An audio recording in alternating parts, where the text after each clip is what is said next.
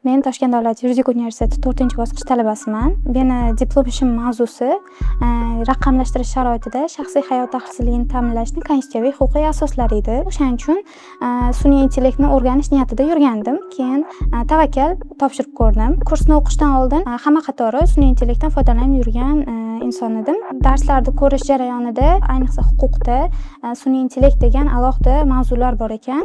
Bu kurs menga aslida amaliyotda rostdan ham shunaqa shaxsiy hayot xavfsizligiga tahdid soladigan sun'iy intellekt texnologiyalari mavjudligini isbotladi. Ayniqsa har xil onlayn uchrashuvlar tashkil qilinardi. O'shalar juda ham yoqardi menga. CV tayyorlash, ishga kirish, HRlar mutaxassislaridan o'rganardik. Sun'iy intellektdan foydalangan holda alohida ma'lum bir qonunchilik bazasini olib, o'zimda sun'iy intellektimni yaratmoqchiman. Bundan tashqari, onlayn muhitdagi huquqlarni rivojlantirish uchun mana magistraturadagi yoki doktoranturadagi ilmiy ishlarimda shu kursda va o'rganganlarimni implementatsiya qilmoqchiman.